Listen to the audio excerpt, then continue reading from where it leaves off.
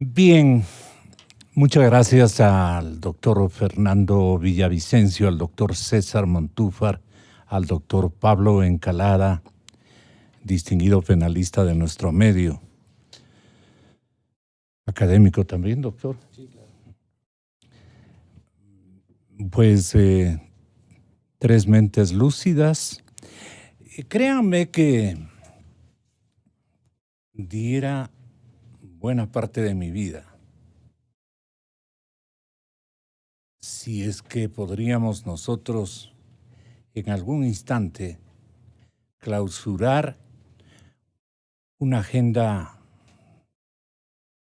que nos irrita el alma a todos y que no nos deja vivir en paz.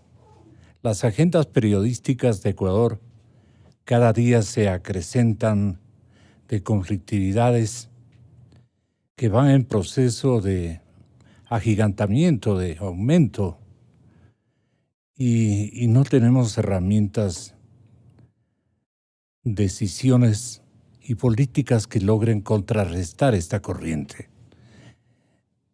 A veces somos portadores de mensajes negativos permanentemente,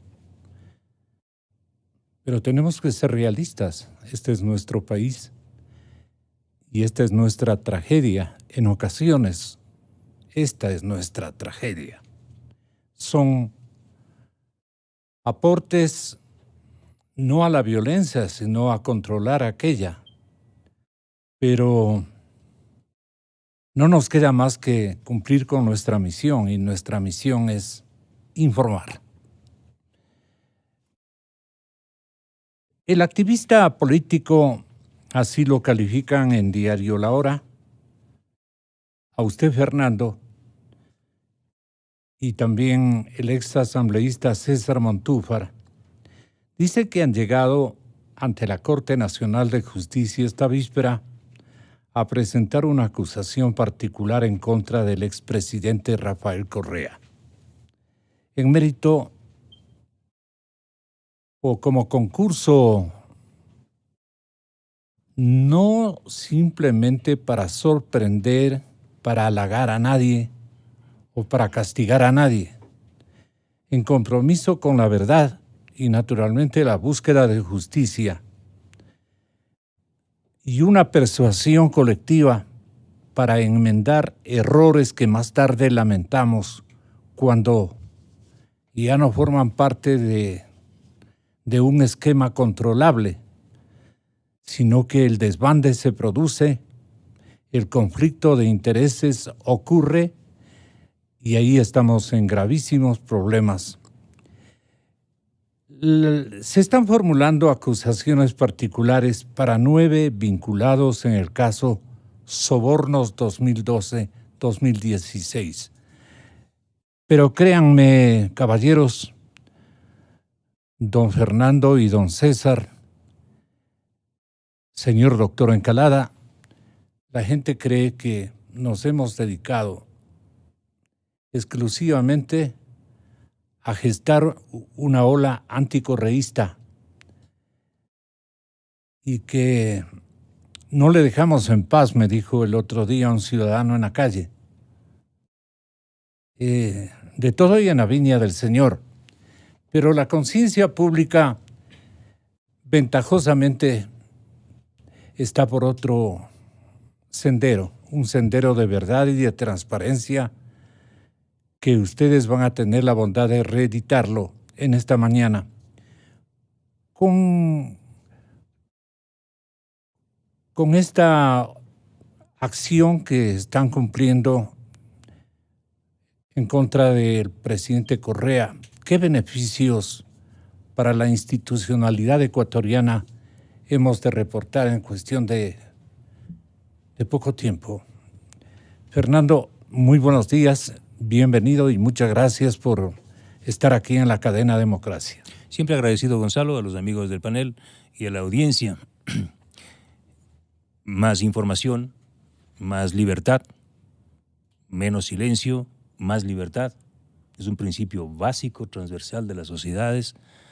Lo que hemos hecho, y cuando digo hemos, hablo desde el periodismo de investigación, este caso conocido como Arroz Verde, rebautizado por la Fiscalía, tendrá sus intereses, como Sobornos 2012-2016, este caso es de inspiración del periodismo. No nació de la Fiscalía, no nació de la justicia, no nació del gobierno de Moreno. Nació de dos periodistas perseguidos por el Correato. Y usted lo sabe, Gonzalo. Cristian Zurita y quien habla. Aquellos que entendimos lo que es vivir en dictadura, aquellos que entendimos de la A a la Z del abecedario de la violación de derechos humanos, lo que significa buscar la verdad, hicimos este aporte que para mí es una de las mayores proezas periodísticas y de aportes a la justicia y a la sociedad. Arroz Verde 502, llame como le llame a la fiscal. Ese es nuestro trabajo. Y la decisión personal, que coincide con la decisión de César Montúfar, quien fue acusador particular en el caso Odebrecht, una actitud valiente de él, cuando justamente el procurador general del Estado se demoró en el ascensor. Imagínese, se quedaba sin acusación particular. Ese proceso estuvo ahí César Montúfar. Mal o bien lo Perdone, hizo. ¿hay un cálculo político en la fusión entre ustedes? Porque César Montúfar es un político conocido. Mira, yo Entonces, no calculo. Yo puedo cometer errores, Gonzalo, pero yo peleo con la gente que pelea. Si me encuentro en la calle en una manifestación reclamando derechos o exigiendo derechos, yo voy con esa gente hasta las últimas. Sí, no es un tema de... Es mi obligación Claro, preguntarles. pero no es un tema de que hay cálculos políticos. Bueno, y más allá, todo es político. Si hay una investigación más política que Arroz Verde, que me digan. Es una investigación profundamente política, es un terremoto político.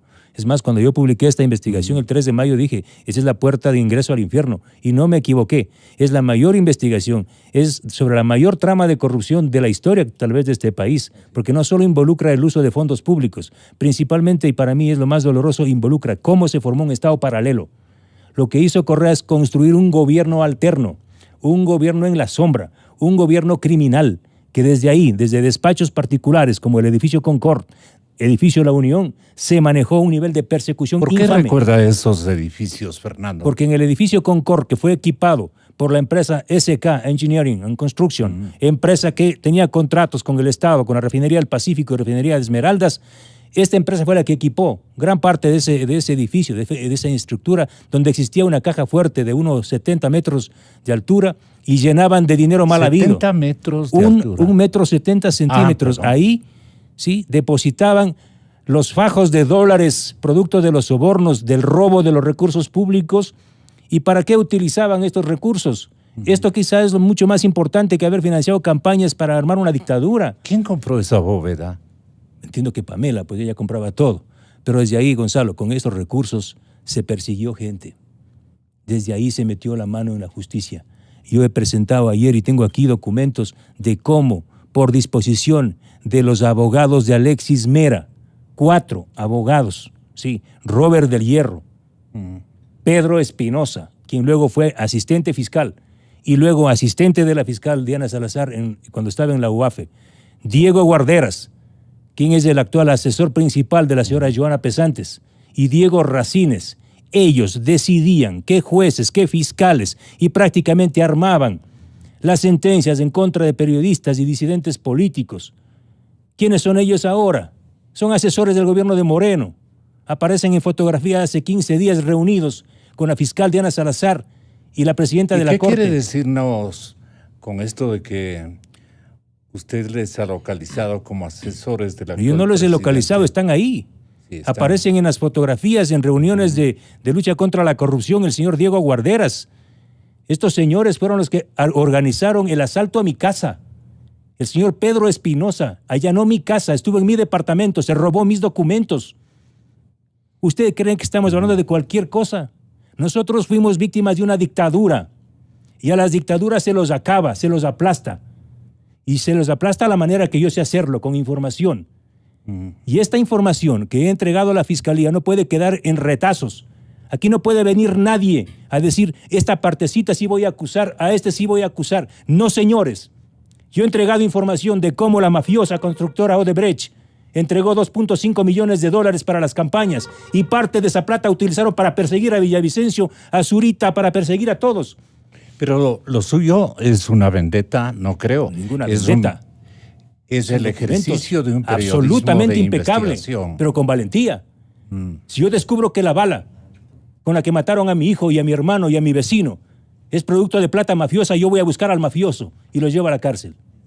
Por eso, este caso, Arroz Verde, no puede quedar en paños de agua tibia.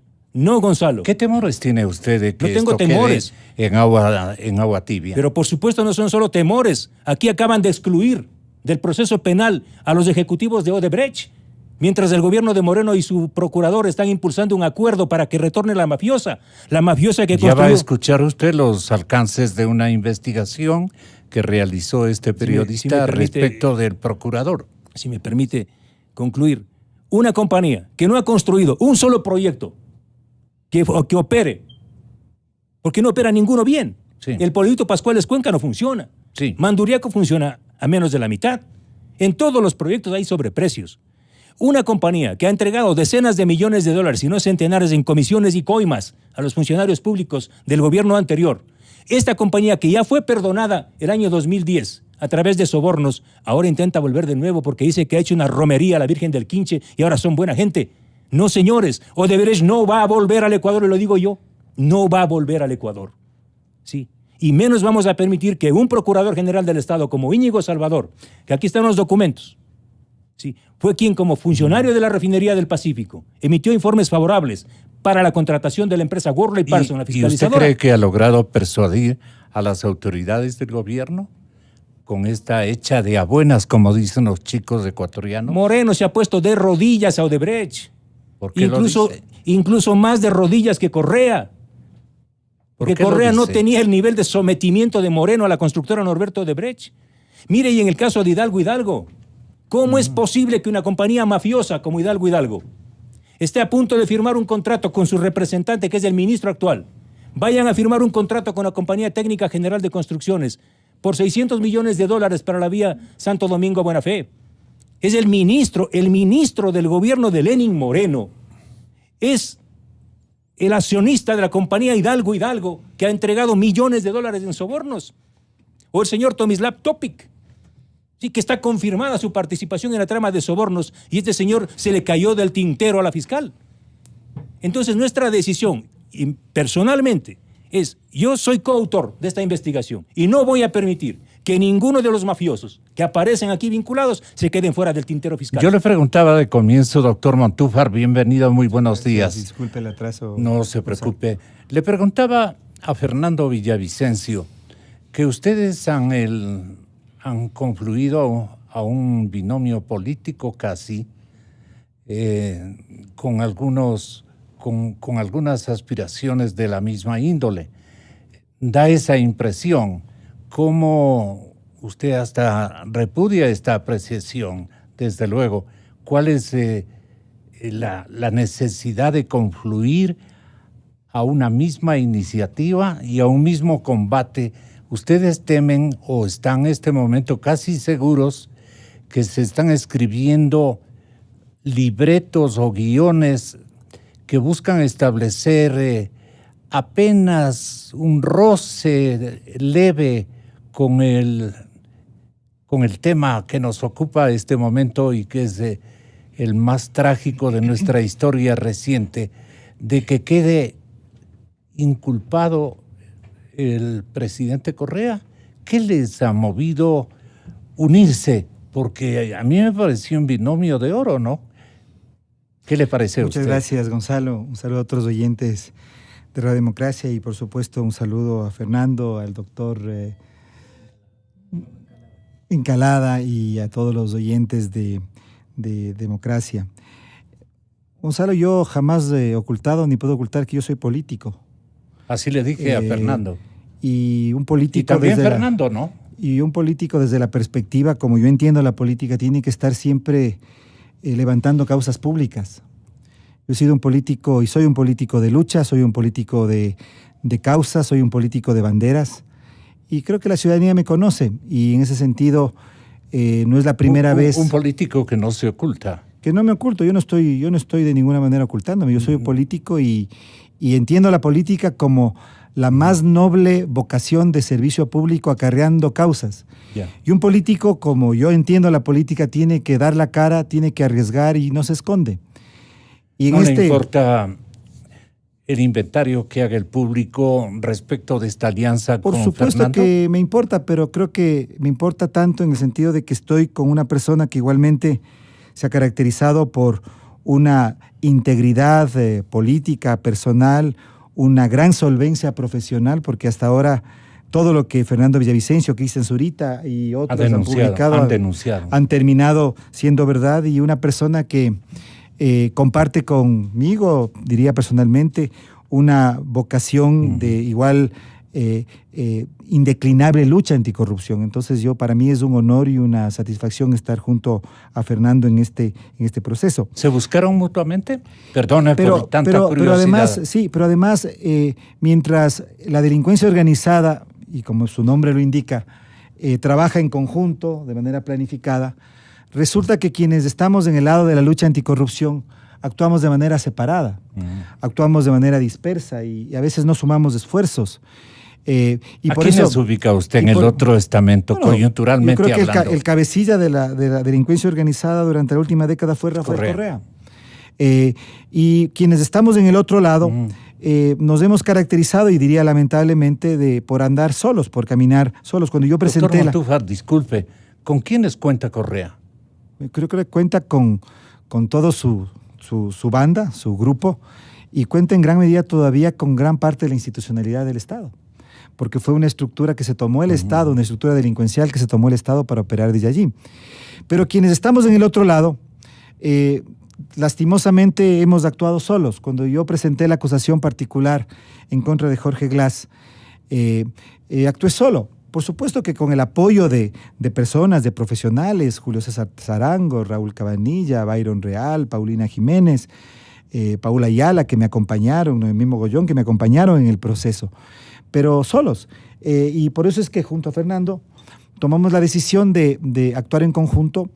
En este caso, Arroz Verde, después rebautizado como Sobornos 2012-2016, hay que partir del hecho de que el 95% de la evidencia, de la información que maneja la Fiscalía, sobre la cual se abrió esta instrucción fiscal, proviene de una investigación precisamente de Fernando y de Cristian Zurita.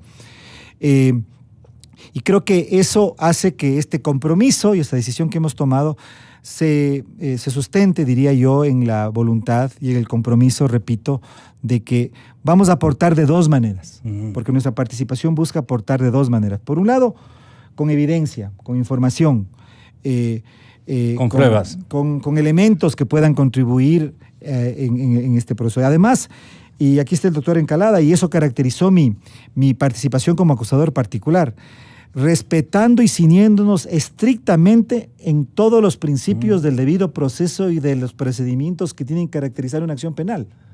Porque ese es el compromiso que nosotros adquirimos. Es decir, aquí hay un conjunto de principios legales y de procedimientos que tienen que ser escrupulosamente observados, y nuestro compromiso es observarlos. Y en segundo lugar, porque sí nos preocupa, y me parece que Fernando estaba hablando de eso cuando yo llegué, ciertas omisiones de la fiscal. Hemos felicitado y felicitamos y apoyamos decisiones importantes que ha tomado la fiscal Diana Salazar. Yo creo que la vinculación de Rafael Correa, la vinculación de Alexis Mera, su pedido y su vehemencia, la vehemencia incluso con la que defendió la prisión preventiva, lastimosamente después revocada en contra de Alexis Mera. Pero también ha habido omisiones. La omisión de Odebrecht, por ejemplo, de los representantes legales de Odebrecht en este proceso, la omisión de Tomislav Topic, la omisión de Carlos Vaca Mancheno, Gonzalo.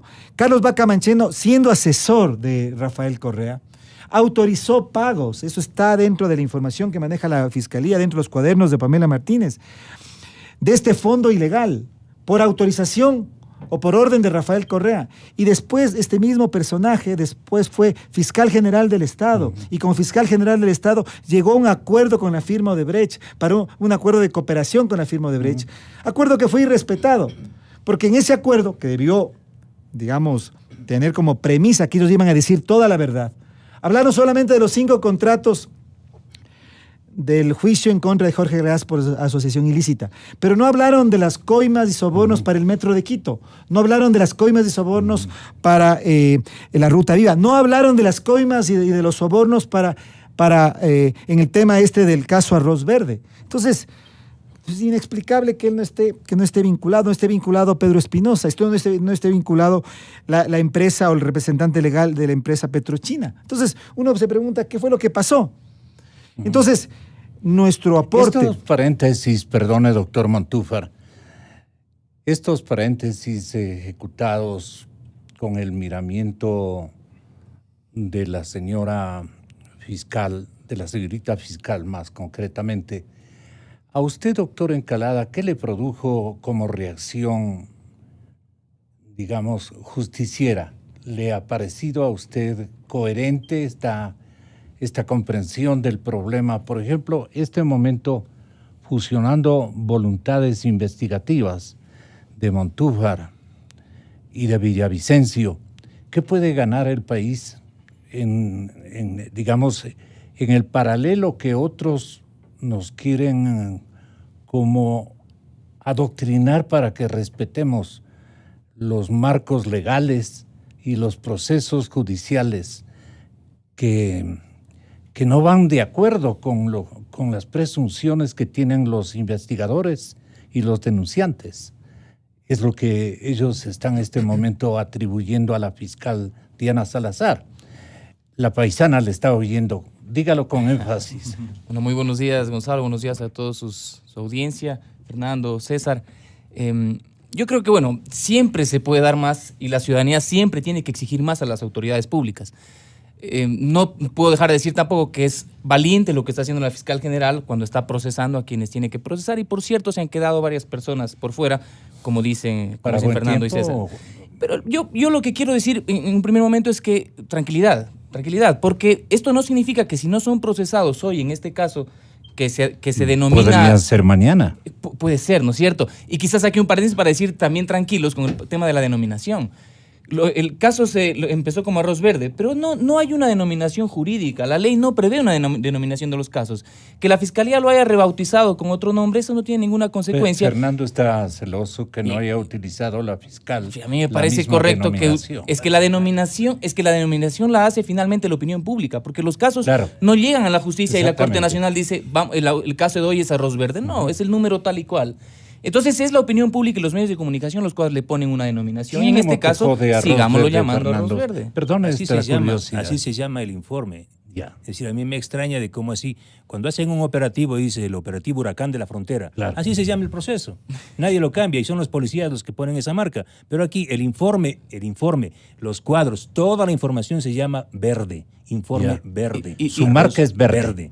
Y de hecho nunca he visto que se haya rebautizado. Nunca se haya rebautizado. Perdón, sí, solo un asunto. Pero lo importante, más allá del nombre, creo que es la delimitación temporal. Ese es el punto principal. Es que no hay, César, no hay legalmente la Fiscalía, bueno, quizás la Fiscal General está exteriorizando su pensamiento, cuando dice solo lo delimitamos al 2012-2016, pero eso la ley no lo permite porque la Fiscalía tiene que seguir investigando y de encontrar hallazgos tiene que abrir otras investigaciones. Entonces, de este cuatrienio entonces para esto, en el futuro. Para esto digo yo, a mí me parece que está bien que la Fiscalía se limite hoy por hoy, porque si es que mete otras personas, otras vinculaciones, va a ser insuficiente y muy difícil investigar faltando muy pocos días. Entonces yo creo que deberían concentrarse. De hecho, yo creo, Gonzalo, que la Fiscalía debió haber actuado más inteligente, creo yo, y debió haber dividido los casos quizás por empresa. ¿Para qué? Para que pueda concentrarse en una investigación bien realizada. Pero bueno, ese es el ideal que yo hubiera esperado. ¿La focalización es significativa, es importante? No, es importante. Yo digo, es un acto valiente de la Fiscal General lo que está haciendo y finalmente están quienes tienen que estar. Y los que no están pueden ser incorporados después. El hecho de que no después. quiere asemejarse con los esfuerzos de Villavicencio y Montúfar. Porque me parece que de alguna forma la Fiscalía, y quizás es lo correcto, ellos quieren hacer su propio trabajo, cuando sabemos que, digamos, esto inició por una investigación de carácter periodístico. Y ellos, yo creo que comunicacionalmente lo que quieren es distinguirse. Lo de menos. Sigamos adelante.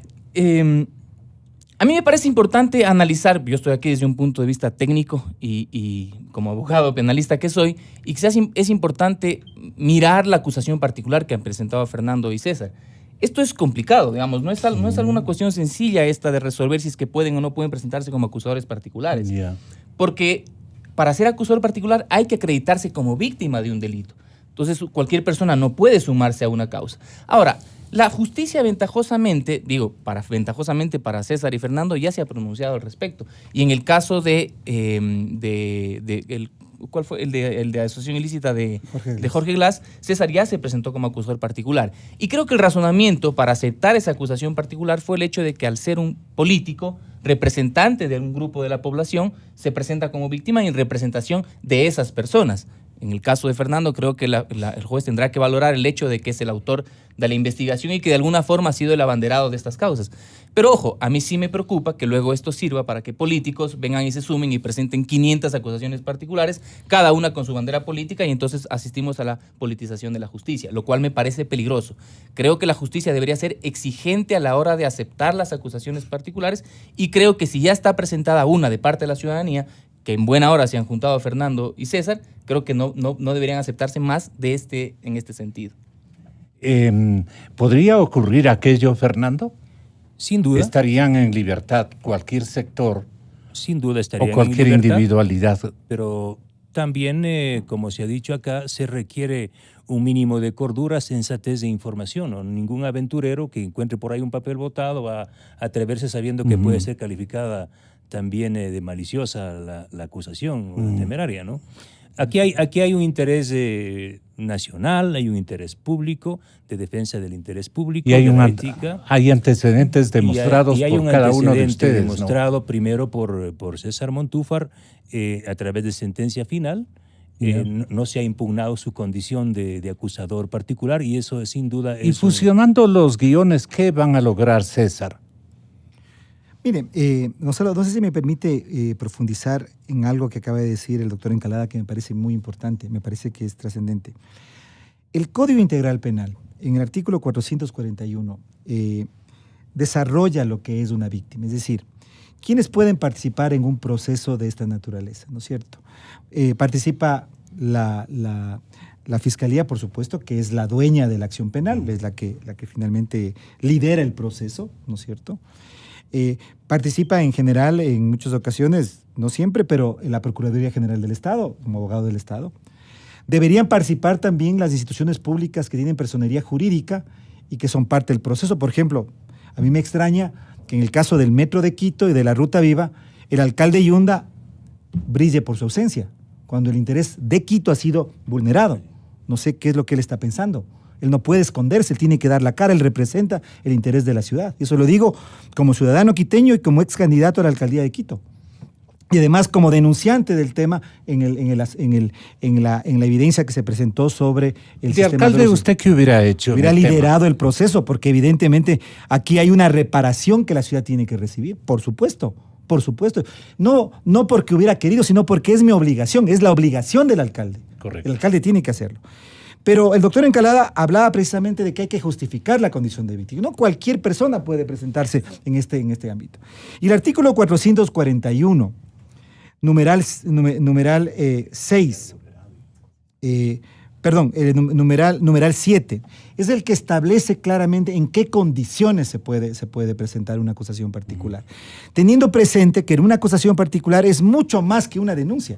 De hecho, esta es la primera acusación a Rafael Correa y a las personas que están vinculadas en este proceso. La fiscal todavía no ha acusado.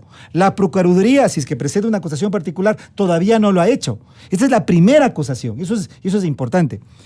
Dice el Código. ¿Es también una acusación particular? Claro, así hay que asumirlo. Claro, es una acusación particular. Correcto. En contra de Rafael Correa, correcto, Jorge Glass, Alexis Mera, María de los Ángeles Duarte, Vinicio Alvarado y Walter Solís como funcionarios públicos. Y a los representantes legales de Sinohidro, SK Engineering, Hidalgo y el Grupo Azul. Esa es la acusación que nosotros presentamos. El artículo 441, numeral 7, establece el fundamento para nuestra petición y dice: cualquier persona, se consideran víctimas, dice el artículo 41, para efectos de la aplicación de las normas de este código a las siguientes personas. Y el numeral 7 dice: cualquier persona que tenga un interés directo en caso de aquellas infracciones que afecten intereses colectivos y difusos. Entonces nosotros acreditamos tener un interés directo en este ámbito de los llamados intereses colectivos o difusos. ¿Cuáles son estos intereses colectivos? Y sobre todo los difusos, no los colectivos, sino los difusos. Aquellos que competen a toda la sociedad. Que ninguna persona pueda hacerse representante de aquellos. Por ejemplo, estoy hablando de el derecho a la democracia. Si con estos recursos ilegales se utilizaron para financiar campañas electorales por fuera de la ley de Alianza País, aquí hay un interés difuso. Todos los ecuatorianos tenemos derecho a la democracia. Si, por ejemplo, con estos recursos, como en realidad ocurrió, estos recursos se utilizaron para intervenir en procesos judiciales, negarles, por lo tanto, a los ecuatorianos el derecho a la justicia, al debido proceso, estamos hablando de un interés difuso. Entonces, ese es el argumento sobre el cual nosotros presentamos. Es el mismo argumento con el que yo presenté hace 2 años la acusación particular en contra de Jorge Glass, y por eso nosotros entenderíamos que la jueza Daniela Camacho va a aceptar nuestra acusación particular. ¿Cuándo se autoplantearon ustedes esta cohesión, digamos, argumental? Bueno, siempre hemos estado trabajando juntos de alguna manera. Yo no pude acompañar el proceso de acusación particular anterior de César, pero siempre hemos estado sintonizados con un interés común. Cristalizar un colectivo. Pero por supuesto, César dijo orden político. César trajo acá a la mesa un elemento clave. La delincuencia organizada actúa así, organizada, y actuó así muy bien. Incluso tenían un gobierno paralelo. Pero la oposición desorganizada actúa así. O mejor dicho, los que buscamos la verdad actuamos así, desorganizados. El rato que nosotros nos organicemos se acaba la delincuencia organizada.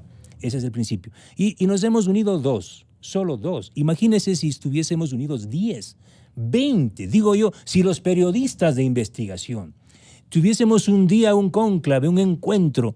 Ay, la fiscalía, ¿para qué? Cerramos la fiscalía. Sí, porque de alguna manera, con todo respeto, ¿no? Con todo respeto a la fiscalía. Pero hay 10 años de deuda de la justicia. La justicia nos debe 10 años, ¿sí? Y gran parte de los casos, yo he trabajado 150 casos, no me he equivocado casi en ninguno. Poquitos deslices. Ese es un aporte del periodismo, de mi equipo de comunicadores y de la sociedad que está atrás, porque no es mi trabajo. Corriendo los más altos riesgos, es mucha gente que está atrás, corriendo que entrega la información. Sí, por eso yo que he dicho, vamos con César y con los que quieran. Además invitamos, vengan, aporten con información. ¿Vamos a qué? A demostrar primero nuestra voluntad de apoyar este proceso. Creo que a la jueza Camacho y a los jueces les daría muy bien. Insistamos en el objetivo de esta cohesión de voluntades. Sí. Ustedes advierten que puede haber allí un acto del Ministerio Público o de la Fiscalía que no esté, digamos, representando la verdadera voluntad del pueblo ecuatoriano. Ustedes se separan a tiempo y dicen, vamos haciendo un esfuerzo mancomunado para seguir la pista de la indagación de carácter público. Partamos del elemento más noble, ¿ya? Más noble. Supongamos que la Fiscalía y su equipo, con tanta información que entregué y que luego precisó en el tema de Arroz Verde, no se dio cuenta, se le pasó este datito. O sea, fue una gran incursión y novedosa incursión de la Fiscalía. Como evidencia fue el hecho de presentar los $6,000 de Rafael Correa que había recibido de préstamo. Y luego los correístas se burlaron. $6,000, dijeron. Pero vea, se le escapó a la fiscal. Supongamos que se le escapó a la fiscal esto, que yo le entregué a ella. Aquí está. El cuadro donde están parte de los egresos. Y dice, si me ayuda, préstamo para cubrir traslado del SP, que ha confirmado Rafael Correa, que es él, señor presidente. Atena, serán pagados el 29 de 01-2014. Rolando Carrera, tal. ¿Qué es lo que pasó aquí? Una caja mafiosa, ¿sí? La caja que manejaba Pamela Martínez, con dinero mafioso, presta dinero al señor presidente, ¿sí? Para una actividad oficial en el TENA. Y luego, le presta como SP. Y luego le devuelve SP, pero como RC. Esta evidencia jamás la descubrió la fiscal. Y es mucho más grave y más importante porque confirma dos cosas. Una, que SP es RC, que es el jefe de la banda, Rafael Vicente Correa Delgado. Y segundo, que el gobierno central utilizó recursos provenientes de la delincuencia organizada para una actividad oficial. Esta piecita no la encontró la fiscal. Esta música la ponemos nosotros. Está en la información publicada en los portales La Fuente y Mil Hojas. O la otra, mire, esta otra joya. Aquí está el chat, que está en manos de la fiscal. Este es el chat de Diana, perdón, no es el chat de Diana, está en manos de Diana. De Pamela Martínez a Laura Terán. Y le dice, su cuenta se llama de chat, Jesús, yo confío en ti, porque ella es bien religiosa. Sí. Sí, dice, Lauri, ¿qué le dijo Daniel Cao sobre el dinero faltante? Y Lauri le dice, dijo, no puede ser. Oh, ¿qué es esto? Esto es terrible. ¿Por qué? Pamela Martínez, la que maneja la llave de la caja fuerte de los sobornos, le dice a su asistente, oiga, Daniel Cao, ¿qué pasó con el resto del dinero? O sea, que ya entregó una parte. ¿Y quién es Daniel Cao? Aquí viene lo de fondo. ¿Quién es Daniel Cao y por qué este nombre no aparece en la instrucción fiscal de Diana Salazar? ¿Por qué no aparece? Daniel Cao es el representante de CNPC, la corporación china, matriz de Andes Petroleum y Petrochina, la compañía que se lleva todo nuestro petróleo a cambio del pago de la deuda externa carísima contratada por Correa. ¿Y por quién? Por Moreno. Entonces aquí tenemos 2 o 3 coincidencias súper importantes que la gente que no es pendeja se da cuenta. ¿Cómo es posible que mientras Odebrecht hace impulsa un acuerdo con Moreno, no entran los ejecutivos de Odebrecht? ¿Cómo es posible que mientras hacen un acuerdo con Tomislav Topic para devolver la plata, no entra Topic al proceso? Y qué lindo, ¿no? Los chinos que se siguen llevando el petróleo tampoco entran al proceso. El pueblo no es pendejo y nosotros tampoco. ¿Qué colegiría usted, doctor Encalada? Porque le he invitado en calidad de observador de esta tertulia. Fernando, lo que está diciendo son sus hallazgos. A mí me parece que esto hay que contextualizarlo desde lo jurídico. Y al principio, cuando salió el caso de Arroz Verde, digamos, cuando salió la publicación de Fernando y Cristian Zurita, un poco la defensa era que la defensa del correísmo era que estos aportes eran para la campaña y que los aportes a las campañas no es un delito. Porque es cierto, el aporte a la campaña es una infracción de carácter electoral que no tiene ninguna connotación de carácter penal. No se van a la cárcel por recibir aportes ilegales. Ahora, el tema es que la investigación a mí me parece que es más simple. Hay mucha información, eso hace difícil el caso y hay muchos procesados. Pero la estructura del delito es sencilla, porque hay unos pagos de contratistas a los funcionarios públicos. Pruebas. Luego hay que demostrar que los funcionarios públicos incidieron para que se den contratos con estas contratistas. Y de hecho hay conversaciones en las cuales se dicen, mira, cuando me den el anticipo, yo te pago, ¿no es cierto? Entonces, si nosotros sumamos esto, el pago al funcionario público, la concesión del contrato, está cerrado el círculo. Porque ese es el cohecho, el delito de soborno, que es de lo que se está acusando. Entonces, claro, yo insisto, hay muchos hilos, muchas aristas por donde se puede mirar, pero si vemos en contexto, el dar dinero para favorecer contratos con el Estado se llama soborno. Pero los pasos dados por la señorita fiscal apuntan a que el margen de acusación sea vía cohecho. Digamos, bajo la figura del por supuesto, cohecho. Porque de hecho la imputación es por cohecho. La imputación es por cohecho. De hecho, hay algunos delitos que a mí sí en un principio me preocupaban porque la asociación ilícita podría estar prescrita. El tráfico de influencias no existía como delito todavía, pero el cohecho no. El cohecho estaba vigente a esa época y sobre todo es un delito imprescriptible. Y esto me parece que es algo que se debe atender porque, por ejemplo, en el caso en el cual Rafael Correa tiene orden de prisión, él puede volver dentro de 7, 10 años que prescriba el delito de secuestro del señor Balda. En el caso el de sobornos, por el caso de Arroz Verde, es un caso imprescriptible.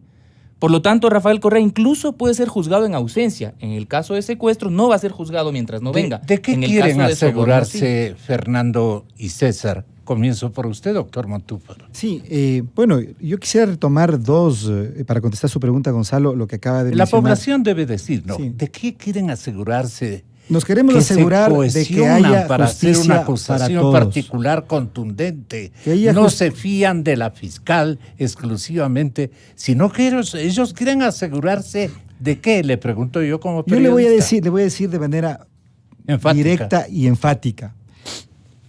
En el Ecuador se instauró una organización delincuencial que gobernó nuestro país 10 años.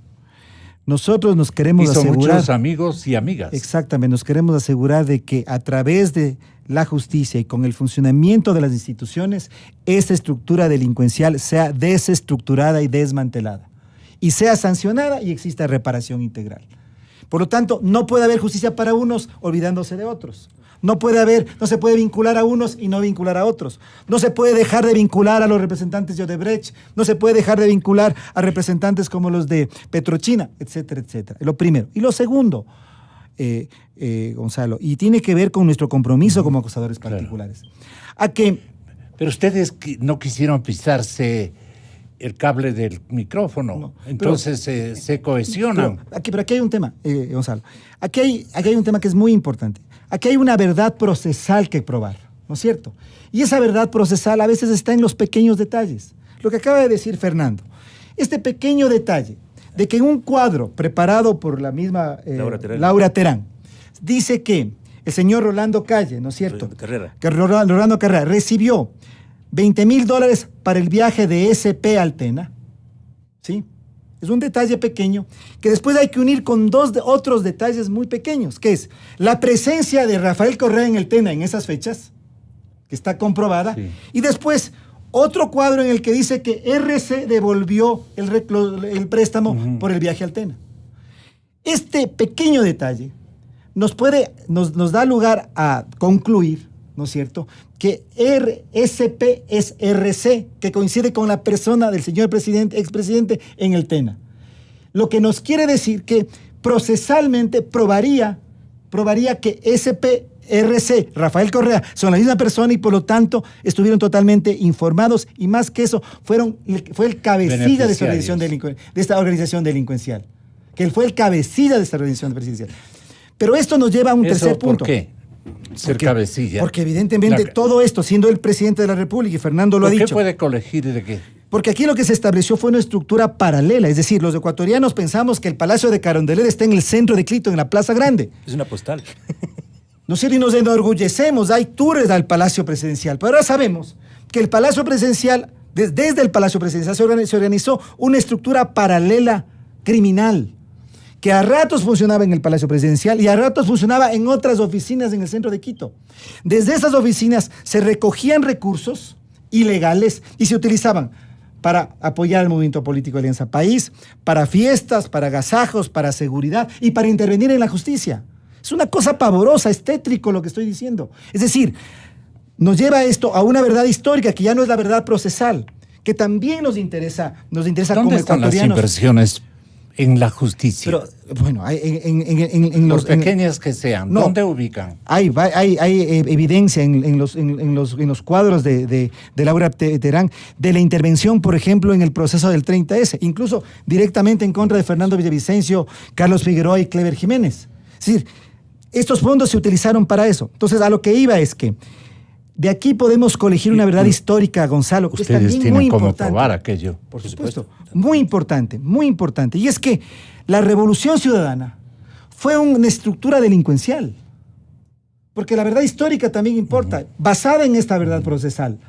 Este pequeño detalle que le decía, que presentó Fernando Xiomara, nos lleva a decir, aquí en realidad tuvimos un gobierno paralelo que fue financiado por recursos ilegales y fue planificado y organizado como una organización delincuencial, como una organización criminal. Entonces, por lo tanto, yo creo que ese es nuestro aporte. Usted nos decía hacia dónde queremos ir. Este es nuestro aporte y por eso es que es fundamental que la justicia opere, que las instituciones operen. Nosotros estamos presentando nuestra acusación particular no porque se nos ocurre, sino que estamos basándonos en el Código Integral Penal 441, numeral 7, para que entonces esto sea posible. No quieren perder la condición de que ustedes fueron los primeros. Algo por el estilo. No, yo no creo que seamos los primeros ni los únicos. Si es verdad, Gonzalo, que esta instrucción fiscal fue abierta sobre la base de una investigación hecha por Fernando Villavicencio y Cristian Zurita, y creo que eso es un tema que también hay que considerar. Claro. Pero aquí no se trata de primeros y segundos, se trata del resultado. Llegar a tener un juicio siguiendo todos los principios legales, que sea justo, que exista justicia, que exista sentencia que sancione a los responsables, que exista reparación, que se puedan recuperar al menos parte de esos recursos y que existe una verdad histórica que se ha demostrado. Y esa verdad histórica tiene que dar como resultado lo que, mire, Gonzalo, yo he venido sosteniendo desde hace algún tiempo. La Revolución Ciudadana fue un esquema de delincuencia organizada estatal. Eso lo ha dicho usted siempre. ¿Qué colige usted, doctor Encalada, hasta ahí? A ver, quizás tal vez otras precisiones técnicas y hay un tema es muy importante, el hecho de que en todos los delitos de corrupción tiene que haber un beneficio propio de terceras personas. Entonces acá cuando la Fiscalía hace la vinculación a Rafael Correa, hace la mención entre los tantos elementos de los $6,000. Entonces ahí me parece que el correísmo vendió muy bien esa idea y lamentablemente la opinión pública y los medios de comunicación compraron. Porque decían, ¿cómo solo $6,000? Cuando no se trata de ese pago, ojo, tiene que haber beneficio propio o de terceros. Aquí no importa cuánto llegó a las cuentas realmente de Rafael Correa. Lo que importa es qué se hizo con ese dinero. Y sobre lo que se hizo con el dinero de la corrupción, hay evidencia suficiente. Incluso han comparecido los proveedores a quienes se les pagaban en efectivo, se les pagaban en cuentas cruzadas. Entonces, todos esos millones de arroz verde finalmente sirvieron ¿para qué? Para todo lo que fuimos testigos los ecuatorianos, de los sándwiches, de las movilizaciones, de los buses, de los conciertos, etcétera, etcétera. Entonces, ahí está el dinero y si hay evidencia de que alguien más tiene dinero en sus cuentas, en buena hora. Pero eso no es un requisito del delito. El requisito del delito es evidenciar a dónde fue a parar ese dinero. A Pueblo Nuevo. No sé si a Pueblo Nuevo. Fue a parar en algunas cuentas y en algunos proveedores. Fernando Villavicencio, ¿qué quiere esclarecer adicionalmente, Fernando? Que se montó una dictadura con financiamiento de corporaciones. Sí. Que algunos empresarios que se tildaban de muy honestos, y digo algunos, pocos, que se tildaban de honestos y hasta se quejaban de la dictadura, eran los que financiaron las palizas, la persecución policíaca, judicial, eran los que ensamblaron un sistema absolutamente podrido. Esto significa que expresidentes, exvicepresidentes, exalcaldes, exprefectos, exconcejales, exasambleístas e incluso presidentes y asambleístas fueron elegidos con plata corrupta. Es decir, vivimos una década ilegítima de gobiernos ilegítimos. Por eso yo digo, ¿pero qué culpa este tuvo caso, el pueblo? El silencio. conspiración. El silencio conspira a favor de la corrupción y la dictadura. Romper el silencio es quizá la proeza más grande que podemos hacer. ¿Cómo eran estas épocas, Fernando? Por supuesto, pero yo no me callé, y usted tampoco, Gonzalo, y César tampoco, y muchos. Y gracias a esas voces perseguidas y otras, es que hoy estamos aquí. Lo que buscamos es que nunca más Odebrecht ponga presidentes en Ecuador, que nunca más las corporaciones pongan presidentes, que esto salga de la voluntad soberana de la gente. Y estas próximas elecciones, por supuesto que también vamos a medir eso. Vamos a medir eso. Todo dependerá de Íñigo, ¿no? Bueno, Íñigo tendrá que primero presentar las cuentas al país de los informes que firmó a favor de Worley Parsons y luego que hable de cualquier cosa. ¿Por qué le trae a colación ese hecho? Para que quede claro. Lo de Íñigo. ¿De qué le inculpa? Sí, a Íñigo Salvador. El señor Íñigo Salvador, cuando fue funcionario, asesor de la empresa mixta Refinería del Pacífico, que no existe esa refinería, de esa maqueta, de esa planicie de narcos ahora, este señor que ganaba buena plata, dio un informe favorable que está aquí para la contratación de la fiscalizadora y gerenciadora, no solo de Refinería del Pacífico, sino de la repotenciación de la Refinería de Esmeraldas, que luego veo acá la prefecta de Esmeraldas que estará acá, en breves también con instantes. acertadas declaraciones, a la cual me sumo. Es importante que el país sepa que este informe para contratar a esta empresa, que está vinculada a la empresa Azul del señor William Phillips, vinculado en el caso de Arroz Verde, el señor Íñigo Salvador dio un informe favorable. Esta empresa, Worley Parsons Azul, es la que hizo el estudio para la construcción del acueducto La Esperanza a cargo de Odebrecht. Es decir, aquí hay un evidente conflicto de intereses. El señor tiene que excusarse, eso no significa que la Procuraduría no cumpla lo que tiene que cumplir, tienen que entrar como acusadores a defender los intereses del Estado y de la sociedad, pero esto tampoco le da carta blanca para que el señor siga liderando un proceso de negociación con una empresa mafiosa que financió una dictadura. Nosotros no vamos a permitir que Odebrecht vuelva al Ecuador. Sí, pero no me han contestado, doctor Montúfar, que ustedes tienen celos de autor también. ¿Cómo celos de autor, Gonzalo? Derechos de autor. Derechos de autor, claro. Celos de la autoría de, digamos, de la denuncia que ustedes indistintamente, pero han tenido o han gozado de ser beneficiarios del criterio público de que ustedes comenzaron con esta denuncia. Yo no me creo de ninguna manera que haber comenzado nada. Yo he sido parte, como muchos otros ecuatorianos, de una lucha anticorrupción, de una lucha por la democracia.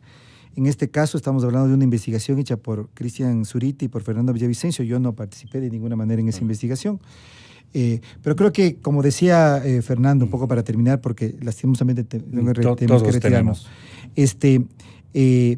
Así como la delincuencia organizada se estructuró, creo que quienes estamos en el otro lado, el lado de la decencia, de la verdad, tenemos la obligación también de actuar en conjunto. Y por eso es que junto a Fernando nos hemos reunido para, sobre la base de la ley, no estamos pidiendo a lo que está por fuera de la ley, poder ser considerados como acusadores particulares. Esperemos que así lo resuelva la jueza Daniela Camacho. No exigimos derechos de autor, sino estamos en contra de las fe de ratas nomás.